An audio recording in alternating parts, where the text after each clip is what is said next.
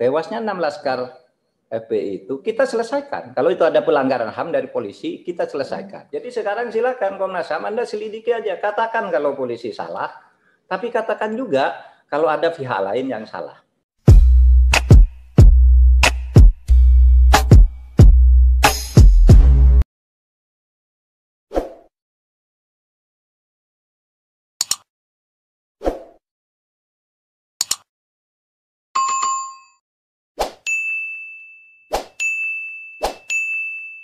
Saya ingin bicara tentang kasus Habib Rizik Syihab. Ya. Pertama, ada 3 kasus di sini. Pertama, penahanan Habib Rizik Syihab. Yang kedua, tewasnya 6 laskar pengawal Habib Rizik Syihab. Dan ketiga, tanah Megamendung.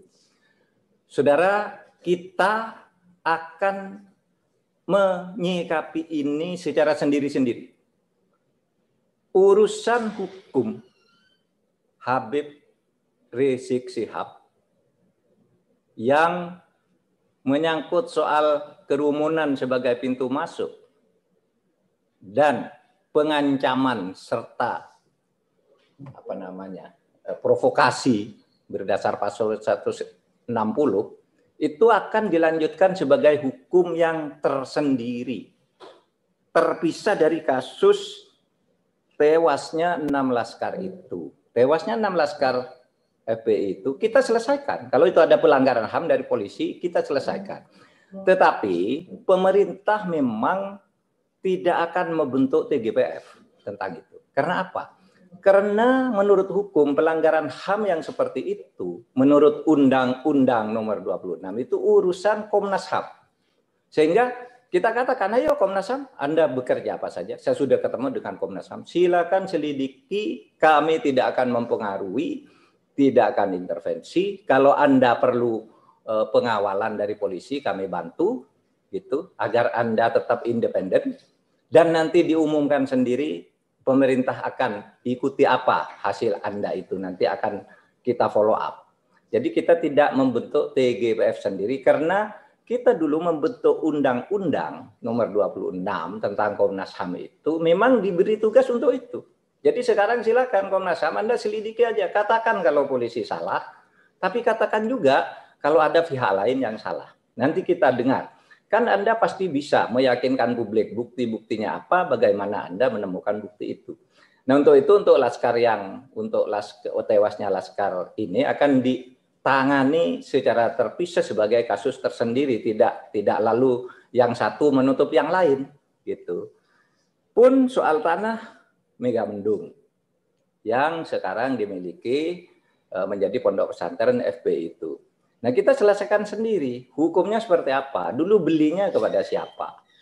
Belinya kepada petani. Ditelantarkan katanya 30 tahun. Pemerintah itu baru memberi HGU kepada PT PN 8 itu tahun 28. Kan belum 30 tahun. Berarti tidak diurusnya oleh PT PN belum 30 tahun. Karena HGU-nya itu baru diperoleh tahun 2008. Kalau diklaim tahun 2013, berarti kan baru 5 tahun sejak PT PN mendapat HGU dari pemerintah. Nah kita lihat nanti. Kalau saya sih berpikir gini sih, itu kan untuk keperluan pesantren. Ya teruskan aja lah untuk keperluan pesantren, tapi nanti yang ngurus misalnya Majelis Ulama, misalnya ya. NU Muhammadiyah gabung, itu gabungan lah termasuk kalau mau ya FPI di situ bergabung rame-rame misalnya ya.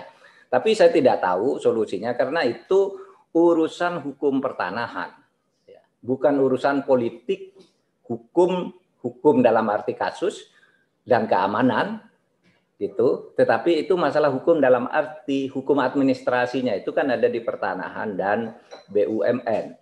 Sehingga silakan aja apa kata hukum tentang itu semua. Itu betul Undang-Undang Hukum Agraria mengatakan bahwa tanah jika sudah ditelantarkan 20 tahun dan digarap oleh petani atau oleh seseorang tanpa dipersoalkan selama 20 tahun itu bisa dimintakan sertifikat.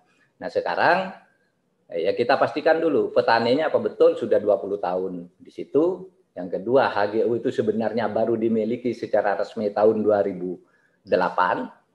Sehingga kalau 2013 ketika tanah itu dibeli oleh Habib Rizik itu sebenarnya belum 20 tahun digarap oleh petani kalau dihitung sejak pemberiannya oleh negara, pengurusannya oleh negara terhadap PTPN 8 dan seterusnya. Tapi mari kita selesaikan ini secara baik-baik. Saya ingin mendengar solusinya dari diskusi kita malam ini. Sekian, Assalamualaikum warahmatullahi wabarakatuh. Komnas HAM telah melakukan serangkaian penyelidikan sejak tanggal 7 Desember 2020 begitu mendengar adanya terjadi peristiwa tersebut.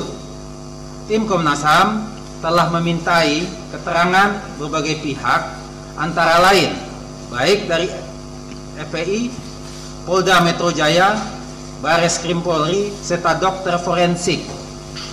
Tim juga telah melakukan pemeriksaan barang bukti dari kepolisian serta memeriksa saksi-saksi baik dari FPI, petugas polisi di lapangan dan saksi dari kalangan masyarakat yang merasa melihat peristiwa tersebut. Tim penyidik Komnas juga melakukan investigasi atau menyusuri tempat kejadian perkara di sekitar kilometer 50 tersebut dan mendapatkan sejumlah barang-barang yang bisa dinyatakan atau bisa dilihat sebagai bukti. Nanti bukti-bukti ini memang perlu kami uji lagi. Di antaranya adalah pertama didapatkannya proyektil peluru di Mas Anam, tolong. Ini proyektil dan juga selongsong, dan juga selongsong. Ini didapatin oleh tim Komnas HAM di lapangan, di jalanan itu.